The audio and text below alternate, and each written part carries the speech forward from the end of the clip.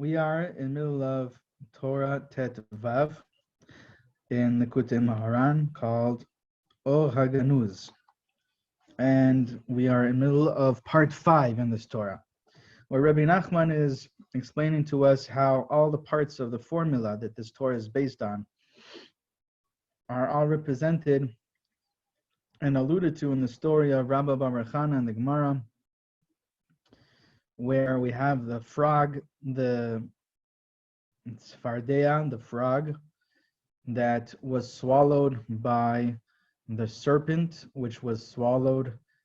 The frog was as big as the country, the city of Hagronia, which was as big, which contained 60 houses. And that frog was swallowed by the serpent, and that serpent was swallowed by the female raven, Pushkansa. And that raven sat on the tree, ascended and sat on the tree, on the branch. Imagine, recognize how great is this tree that it can hold such a humongous raven. And the formula of this Torah, in short, is in order to explain to us how we may experience the taste of the hidden light already now in our experience in this physical world. And we received another added clarity to this formula from the way Rabbi Nachman was explaining this story of Rabba Bar Chana, the way we were reading it, the way he was explaining it yesterday. We received another layer of clarity to this. And that's what Rabbi Nachman does many times, where throughout the Torah, he'll review certain aspects of the Torah, every time adding another dimension or another point of clarity. And this is all intentional. There's a reason. Rabbi Nachman, even the parts in the Likutei Moharan that were written by Rabbi Natan, Rabbi Nachman went over it many times, and even if there was a word or a letter that Rabbi Nachman didn't want to be there, he took it out and he rearranged it. Rabbi Natan recounts how many times Rabbi Nachman would give over a Torah that ended up being in the Likutei Moharan, but he would give it over, the way he gave it over to the Hasidim was completely the opposite, meaning completely in a different order. Where sometimes the way the Torah is given to us in the Likutei Moharan, the way it was edited, and finally the form that we have of that Torah in the Likutei Moharan in front of us was given over from the end to the beginning. So Rabbi Nachman maybe gave it over starting from the points that we have in the written one at the end, and that was at the beginning, and then he worked his way back. But when he decided, but Rabbi Nachman, when they decided that it should be written, Rabbi Nachman decided it should be written in this specific way. And so there's a reason why it's given over this way, and the reason why certain parts are left to be explained and certain aspects of clarity are added throughout the Torah or at the end of the Torah, and certain aspects are hidden and left unexplained so that you should come to understand them yourself and contemplate those ideas by yourself. And sometimes an idea in one Torah is completely left, how they say nowadays, unpacked, right? It's completely left in its zipped format and in a hidden and really hard to understand. But then there's another place in the Likutei Moharan where Rabbi Nachman opens it up and explains it, and that's also mechuvan. That's also intentional. We also have this. This is the way that Chazal taught us in the Torah, and in Gemara many times. Chazal teach us that this is one of the rules of the way the Torah was written. The Divrei Torah aniyim b'makom echad ve'ashirim b'makom acher. The words of Torah are poor in one place and wealthy in another place. What does that mean? It means in one place the words of the Torah are satum, they're hidden, and in one place the words of Torah are open, are explained. We had a Torah, I think it was Torah Yud Gimel, where Rabbi Nachman explained to us that in the Torah there's the aspect of the poor aspects of the Torah and the rich aspects of the Torah. Atire, aniye ve'atire, I think was the way he said it. And Miskine ve'atire. Miskine is poor and atire is ashir, is rich, wealthy. In the same way that you have in people, you have small and big. In the Torah, you also have wealthy and poor.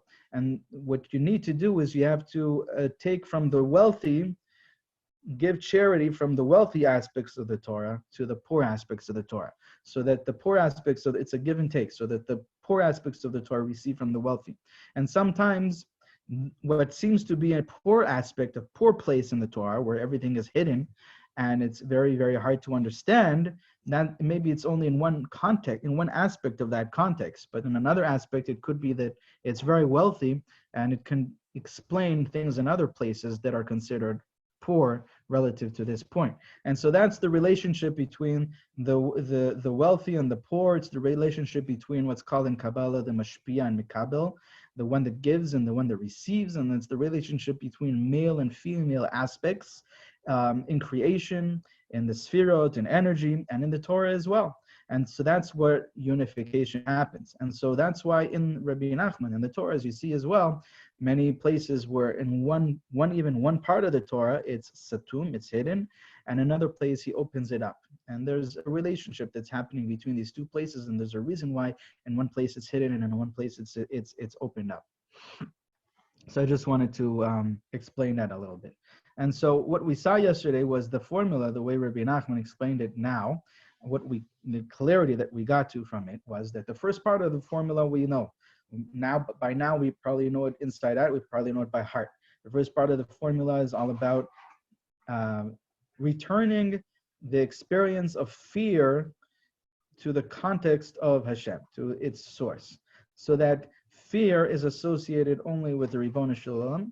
And we said that when it is returned to source, it's not experienced as an outside, lowly fear, a constricted fear. It's experienced as an open, expanded fear, like an expanded consciousness. There's a very, very deep experience, spiritual experience in the heart is very open in that experience of the fear in its source, which is what we call awe of the greatness and splendor of the Ribono Shel Olam. And we said that we do that practically. The practical exercise for that is by a compassionate self-assessment and a compassionate self-judgment that a person does. And like that, what that is doing is shifting the significance from the outside world, from the sins, from the things that are far from Hashem, back to Hashem. And so now that's what the Cheshbon HaNefesh is. When you recognize, what am I doing in my life? And you bring that awareness back to your life and to your relationship with Hashem, that awareness is shifting the energy of awe or fear to an energy of awe of the Ribono Shel Olam.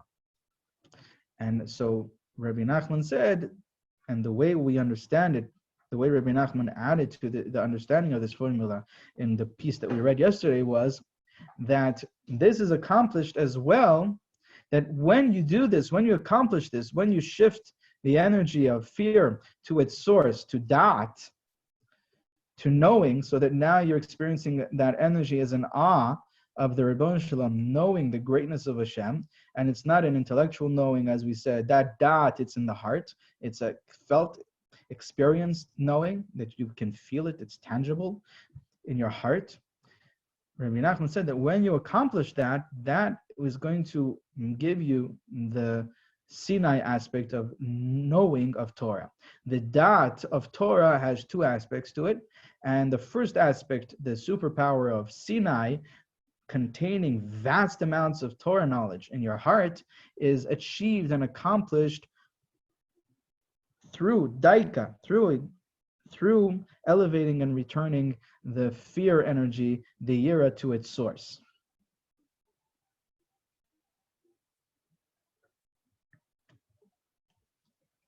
This is part of how we see that when Bnei Yisrael received the Torah in Har Sinai, it was given bekolot ubrakim. It was given with thunder and lightning, because the experience that you want, in order creates the space and puts you in the most perfect state to remember the Torah, to experience the Torah, to remember the Torah, and to contain vast amounts of Torah knowledge in your heart, is an experience of awe. It's an experience of honoring the Torah. It's an experience of recognizing the tile tilim shel halachot, the mountains and mountains upon mountains of worlds that are contained in even one letter and even one word of the Torah. And when you contemplate that deeply, really, really feel it, that opens up your heart and creates space that every word of Torah that you learn, when it's learned with that perspective, without experience, okay, then that word of Torah is absorbed in the heart and it's remembered. One of the great Rosh Yeshivas, the Litvisher Rosh Yeshivas, I can't remember exactly which one right now, said that because someone asked him once how he had such a tremendous memory, and he remembered all of Shas and Poskim inside out. He knew the whole Torah inside out. And he said that when a person goes to the doctor, if a person goes to the doctor, a person was sick his whole life, and he's suffering his whole life from a certain sickness, and the sickness is actually life-threatening. And finally, he finds a specialist, a special doctor, that this specialist figured out exactly what is the protocol that's going to heal this person, and he wrote it down on a piece of paper and gave it to the person. So this person is going to remember that protocol inside out. He's going to know it.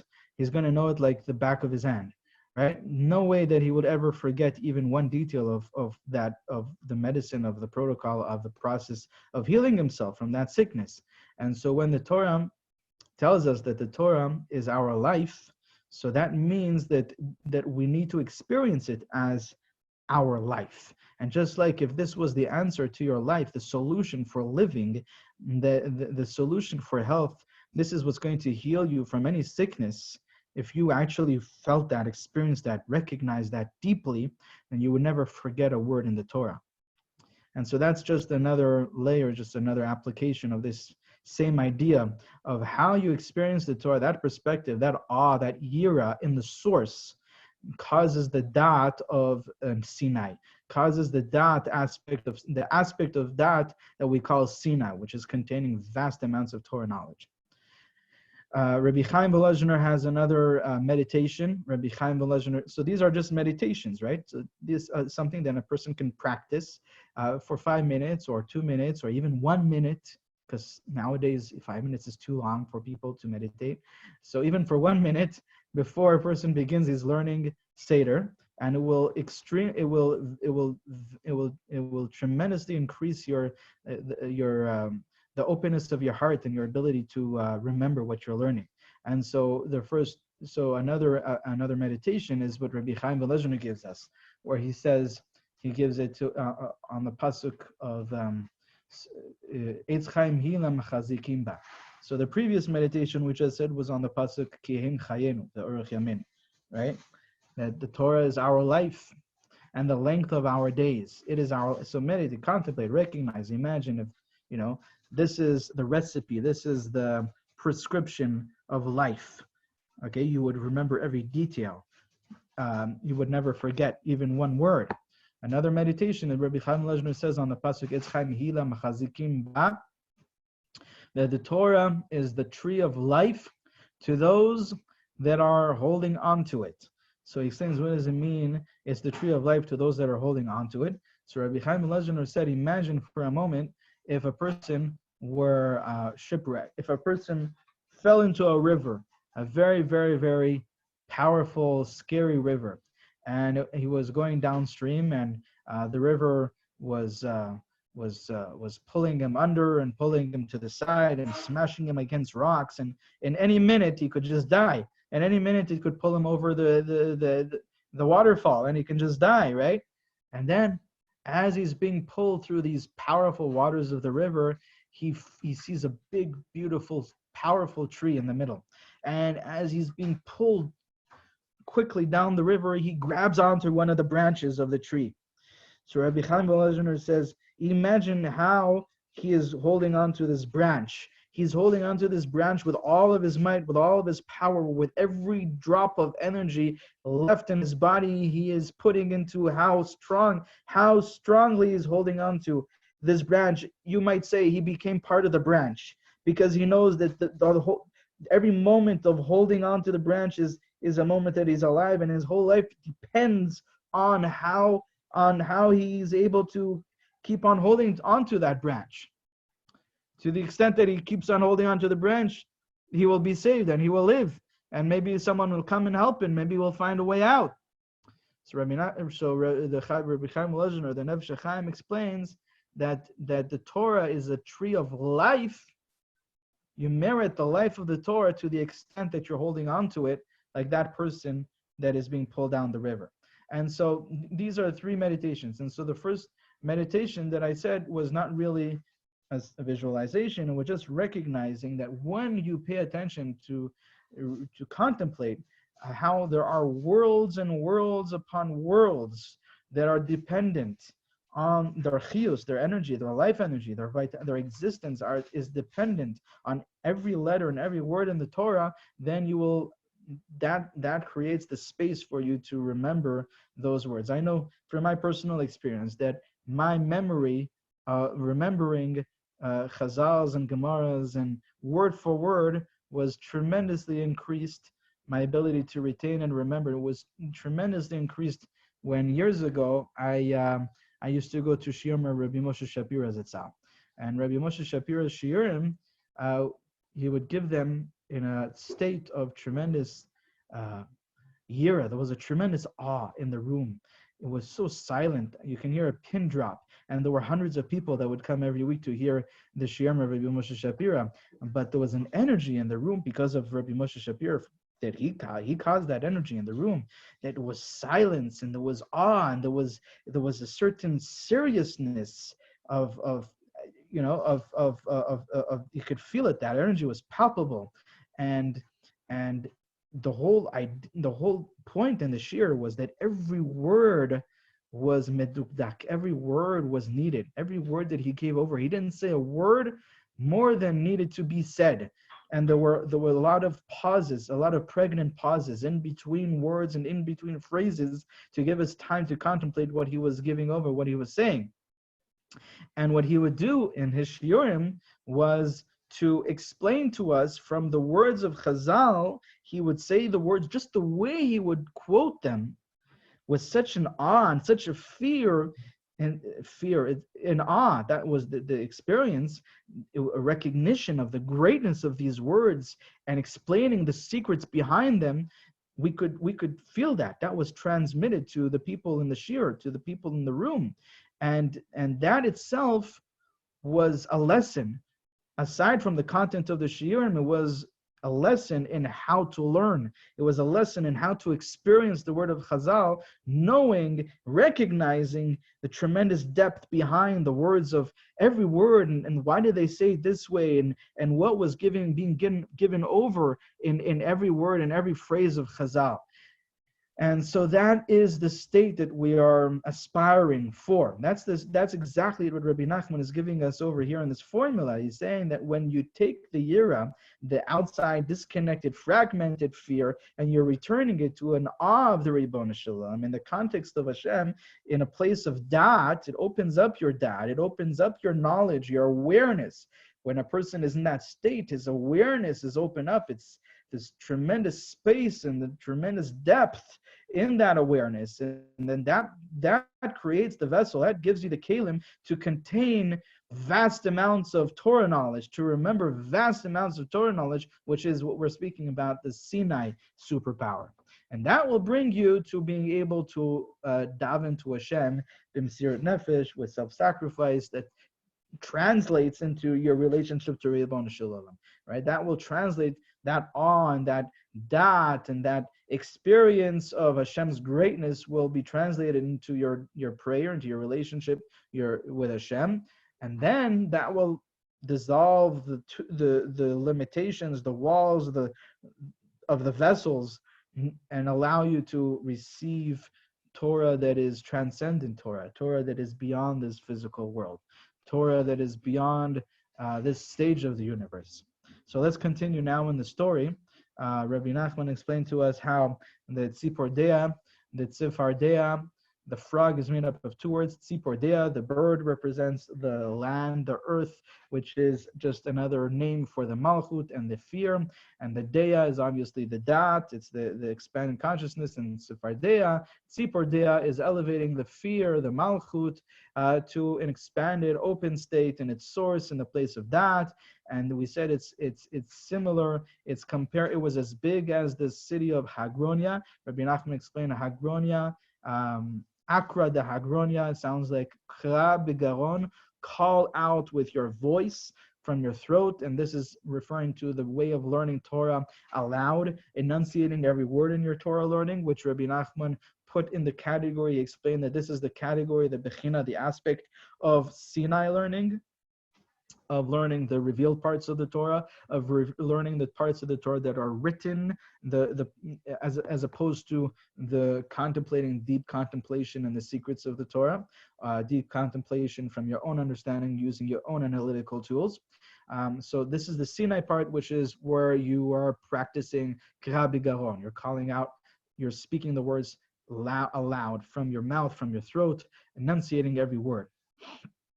And Rabbi Nachman explained that this is what causes the tzipordea. So the akra de hagronia, when you call this part of the Torah, just the opposite. When you bring the tzipor to the dea, you merit the akra de hagronia. When you elevate the yira, the fear, to the dat, the bird, to the dea, then you merit akra de hagronia, the part of the Torah that's called Sinai, which is the part represented as, which is the part that you call out and you speak and enunciate with your mouth, with your verbally enunciate and speak out aloud.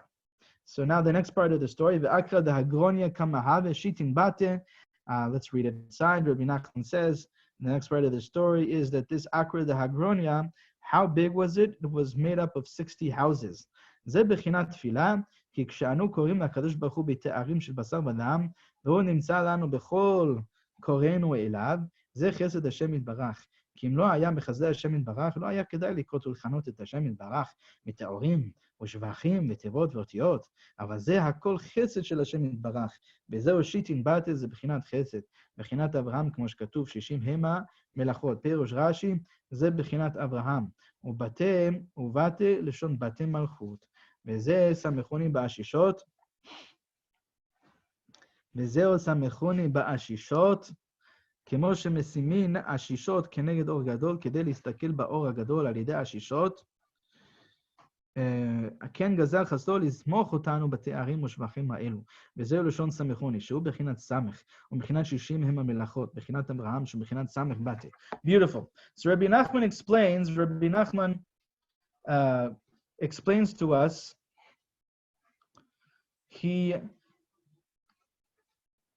explains that this part of the story, this whole part of the story, that the Akra, the Hagronia, was as big as 60 houses, is all referring to, representing the next part of the formula, which is davening, praying to Hashem. That's what Rabbi Nachman says.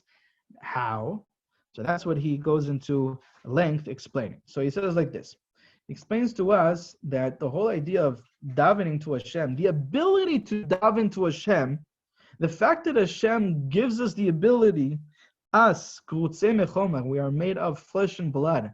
We are made out of this physical being and this physical experience, so tiny. Our existence is so tiny. Our physical existence in this world is so tiny, so small, so limited, so temporary.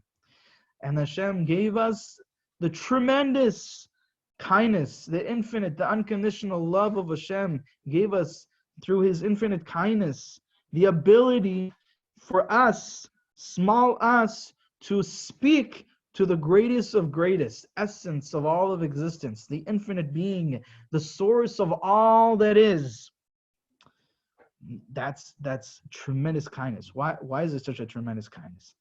So first of all, just the fact that us so small being able to connect and speak to the King of Kings, that's a tremendous kindness. But more than that, Rabbi Nachman says that it's impossible for someone in a physical existence with physical experience, right? We have physical experience in this physical world, and our physical experience has nothing to do with Hashem's essence, with the essence of the Ribono Shel Olam. Every part of our physical experience, every part of the praises that we use to speak to Hashem, the words that we use to speak to Hashem, the brachot, the tefillot, all the prayers are using words and phrases that are based on our physical experience. And these are all metaphorical, right? But we're speaking to Hashem from the words and phrases that are parts that are describing parts of our physical experience. And in that way, and from that perspective, and from those experiences, we are turning to Hashem and so to speak, assuming that we are able to speak to Hashem and connect to Hashem from this place, from these praises. These are whatever praise that you give to Hashem, Hashem is beyond that. Hashem is not only take that praise and multiply it by 1 billion to the power of 1 billion, but Hashem is beyond that completely, is completely not clothed, is completely transcendent of that physical experience, of that praise. And so for us to be able to use our physical experience as metaphors, so to speak, in order to use those physical experiences to praise Hashem, to speak to Hashem, to communicate with Hashem, that's a tremendous, tremendous kindness of the Ribono Shel Olam, to allow us to use this small, limited, temporary experience, physical experience, to connect with the King of Kings, the essence that is transcendent and infinitely present, but completely beyond all the physical experience. And so Rabbi Nachman explains that this kindness, therefore, is an aspect of Abraham. So all prayer is an aspect in Abraham, in the context, in the point of that we are able to use our physical experience to communicate with the transcendent. We are able to use our present physical experience to communicate with the transcendent, infinite one, infinite and eternal, unlimited and beyond any shape or form. Hashem is beyond any shape or form and any physical experience in any way. And we're able to communicate. That's a chesed. That's Abraham. And so Rabbi Nachman says that that's what the 60 houses represent here. The 60 houses represent Abraham, and this is also similar to the way Rabbi Nachman explained this story, this remez, this part of the story in Torah Gimel. Also, the aspect of Abraham, the 60 houses represents the aspect of Abraham, as we see in the pasuk in Shir Shirim, that the pasuk says, "Shishim hema milachot." There are 60 kingdoms, and Rashi explains that that's the aspect of Abraham. Okay, Rashi explains that that's the aspect of Abraham. That it's referring to Abraham, and so you have 60. The bate, the houses, are houses of kingship. The houses are houses of kingship. Okay, like we see by Yocheved and Miriam. Hashem gave them in reward for saving the children. Hashem gave them houses. Rashi explains houses of kingship, and that's Moshe Rabbeinu and that came out Moshe Rabbeinu, Aaron HaKohen, that came out of Yocheved, and also the houses of David HaMelech. The kingship of David HaMelech came from Miriam. Miriam was the ancestor of David HaMelech. David HaMelech was a descendant of Miriam, right? Even though he was from the Shevet of Yehuda, but Miriam from her husband, from their children. And so that's Bate represents the houses of Malchut, houses of kingship. So Shishim Bate, 60 houses. The 60 represents Abraham, as we saw. 60 kingdoms represents Abraham. The pasuk in Shir Hashirim that says Shishim Hima Milachot. There are 60 kingdoms. It's referring to Abraham, says Rashi, and the houses are the houses of kingship. Samechoni ba'ashishot is the next part of that pasuk in Shir Hashirim. The next pasuk in Shir Hashirim.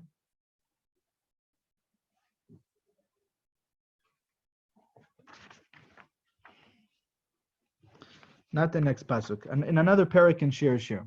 In another parak in Shir Hashirim, in Parak Bet in Shir Hashirim, it says, Samichuni ba'ashishot. What does that mean? Support me with the jugs of wine. Okay? Support me with the jugs of wine. So Rabbi Nachman says that these jugs of wine are a metaphor. What does it mean, support me with the jugs of wine? It's a metaphor that you use these,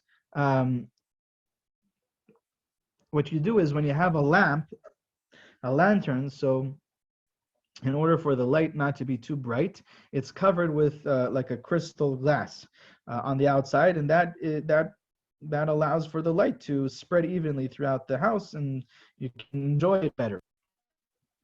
And so that's what the ashishot are referring to. Another translation for the ashishot are these crystal reflectors that you have on the outside of the lamp. And so samichuni ba'ashishot is support me with these crystal reflectors. Okay, but what does that mean? That means that the praises that we are using, the physical experience that we are using to praise Hashem and to pray to Hashem and to connect to Hashem are support for us, and they are allowing us to connect with Hashem, who is infinite and who is beyond and who is transcendent. Even though we are so small and we are so limited in our physical experience, this is kind of like a support. It's allowing us to connect to that transcendent light. Otherwise, we would not be able to. And so that's the support of this ashishot, of these crystal reflectors, or wine jugs. But wine jugs, I guess, if they were made out of glass, then you can use them also as, to cover the light. And so that's the tremendous chesed of Hashem, that Hashem is allowing us, Hashem is supporting us, He's holding us up. Because otherwise, if not, we had no way to receive that connection, to connect to Hashem and to receive that light through the davening with Hashem. The ability to connect, to communicate with Hashem, and to build this relationship with Hashem, using these praises from our physical experience, using these words and phrases from our physical experience is a tremendous support. Hashem is holding us up by allowing us to use these ashishot, okay, these wine jugs, as a kind of like these crystal reflectors, so that we can connect to that light on our level, okay? And so that's a tremendous chesed of the Ribono Shel Olam. And Rabbi Nachman says that this samichuni, which means supporting us or holding us up, sounds like the letter samich. The letter samich is the gematria of 60, which again is alluding to the 60 houses of kingship that we said is the aspect of Abraham. So all of this is to explain to us that there is an aspect of Abraham which is the basis for all davening. Okay, and so Rabbi Nachman is not just trying to fit it into the story, and it sounds like a little bit far-fetched. There are tremendous secrets in Kabbalah that are alluded to in this little piece in the Likutei Moharan, that we see throughout the Zohar, how the whole aspect of tefillah is in order, the whole aspect of davening to Hashem, which is an aspect of Malchut. All of prayer to Hashem is Malchut, where our existence, Malchut is all about the Shekhinah, and it's all about the energy of Hashem dwelling within our physical experience. And the Zohar, throughout the Zohar, it's filled with this idea that the whole idea of davening is that we are shining Hashem's infinite kindness to the Malchut. We're shining the kindness of Abraham to the Malchut. And that's what's going to elevate the Malchut. And it's going to lift her up, and it's going to reconnect her to the transcendent light, what's called Kudsha Brichu, what's called Tiferet. And so these are some of the secrets Kabbalistically, which are hidden, alluded to in these words, which are behind this idea that Rabbi Nachman says here. So, in short, what Rabbi Nachman is saying is that the whole idea of tefillah, the part of the formula we spoke about, davening to Hashem, developing a relationship to Hashem from self-sacrifice, where you're dissolving your physical limitations, Rabbi Nachman says is represented in the story as the 60 houses, which is all about the 60 houses of Avraham, because there's a tremendous chesed in the davening. So you have, what I'm saying is that pay attention and recognize that it's not just Avraham, there's also Malchut here, because there are 60 houses of kingship. And so the 60 is related to the Malchut. And the Malchut we know is always prayer, is always davening. And this is exactly what davening is. It's all about supporting the Malchut through the praises, through the prayer. You are shining the light to this place of Malchut, to the light of Hashem, which is dwelling among us in this physical world, so it is uplifted, and so this physical experience, our experience in the physical world, is uplifted to a more expanded experience of the Ribono Shel Olam, which is exactly what's going to bring us to the state of Olam Haba. And that's why you have from the initial stage of that, which we said is the Sinai, you have the state of what's called davening. And it's lifting up, it's shining this chesed, supporting the Malchut in your place, in this physical experience, in the place where you're standing right now, supporting that, elevating that, lifting that up, and shining Hashem's kindness to it, so that you are lifted to the next stage, to the more expanded stage, to the stage of La'ati level. Even in this physical world, we can merit to experience the taste of that already here and already now. And that's what tefillah, that's the function of what tefillah is doing here in this formula. And we'll see the next part of the story, B'Sved Hashem, in the next year.